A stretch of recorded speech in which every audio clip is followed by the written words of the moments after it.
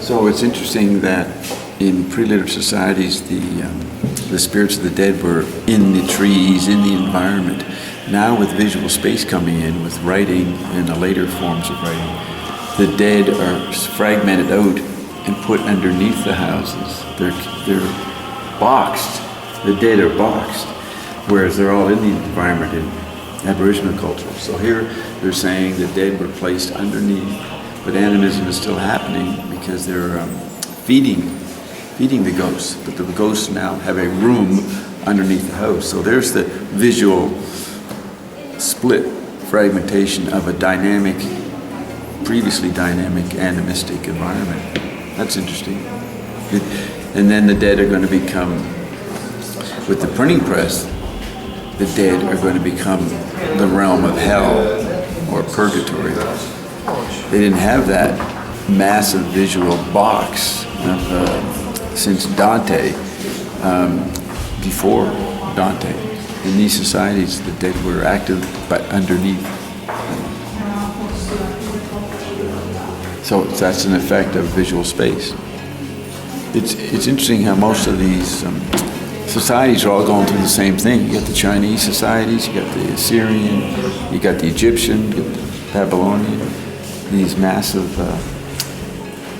time-based societies are being shaken up by the effect of writing, which is bringing in individual religious leaders like the Buddha and Confucius. So we're seeing this is a museum of, this part, the antiquities, is of the dramatic transition era. The diminishing of the ear, moving into the eye, is what's common throughout the rooms we've seen. And Babylon is different because they're beginning to get closer to the phonetic effect of Greece, and then you really get a difference in Athens.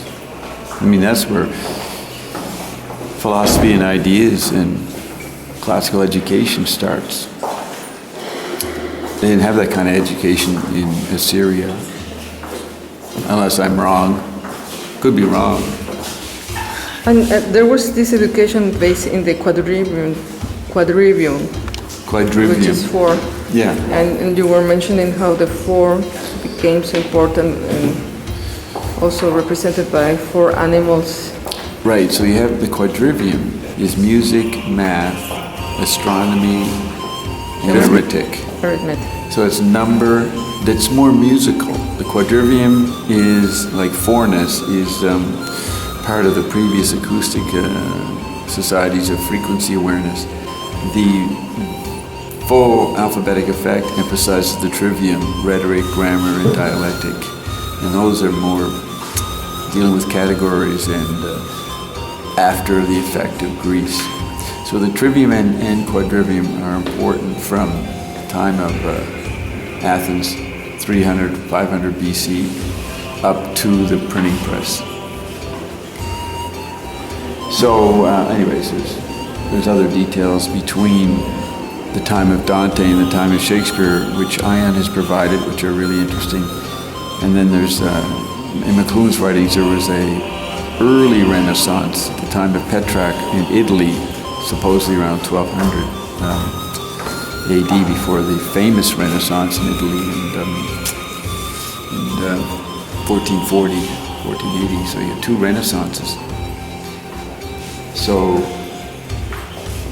the first Renaissance is sometimes mentioned revolving around Abelard and Heloise, and they brought in dialectics. So dialectics had a heyday until the time of Shakespeare. Then Shakespeare, dealing with the effect of the printing press, retrieved a more holistic interplay. And rhetoric and grammar came back, and that's why the Renaissance was such a period of theater and poetry. It wasn't so much 300 years before the time of Abelard and Heloise, and the nominalists took over, which can be called dialectics. So this is part of McLuhan's PhD, showing the ups and downs of dialectic, ups and downs of rhetoric and grammar, and the kind of arts that come out of those periods.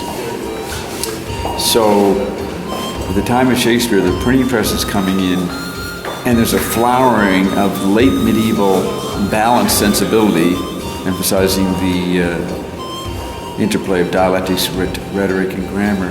And that is sloughed off by the time of the Calvinist religious Puritan Reformation, and then the time of Newton, which moves science into a dominant role, and dialectics takes over, suppresses rhetoric and grammar. We lose our spirit. Is it because we no longer need to breathe? Correct. That's correct. Very good. That's not been said before, Bob. We're moving toward non-physical, which has no spirit, I am? Correct. There's a new one for you, people. Bob did it again. The unstable.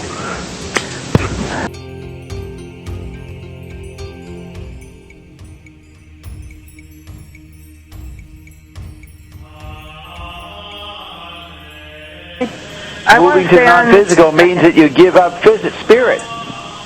Animals are non-physical. They don't have spirit. And we're moving to non-physical, dropping the physical, so we're moving to non-spirit. What's that mean? The definition of physical is of or relating to the body as distinguished from the mind or spirit. Beasts are non-physical. They don't have a spirit. Well, that's challenging because there's soon going to be no physical. Perfect statement. I said perfect statement. See, I always thought a spirit was non-physical and physical is body, basically. Well, but they're not. Because see, there's the trouble. Because see, now then you're going to bring the soul into it. You're going to say the soul is the spirit, and the soul is just the stenographer that's keeping up with it. Right. So now if you're going to go all that way around the mountain, that's perfectly fine. So now we would like you to give us a definition of spirit. Okay, Is it the mind, Ion? It's the essence of who we are. It's the everlasting, the thing that never dies. It's what I got out of this, or what we may have got out of this. Spirit is breath. Yes. Okay, and then not spiritus. Spiritus. Latin. Spiritus. Spiritus. Okay, and then physical is of or relating to the body? Oh, spiritus is non-corporeal. Non-corporeal. Okay, and then physical is relating to the body. Corporeal. Material body. And we're gonna soon be giving up the physical, and that. And the soul overlaps both. Overlap what? Both overlaps both. But I thought the soul had no role. It doesn't, but it overlaps the both. The soul is It's the stenographer. So then the non-physical is, you were saying it's spirit. Yeah, like Holy Spirit. And that's different from spiritus or breath? Not always. Spirit is breath? Yes. Okay, and then not physical? Spiritus. Latin. Spiritus.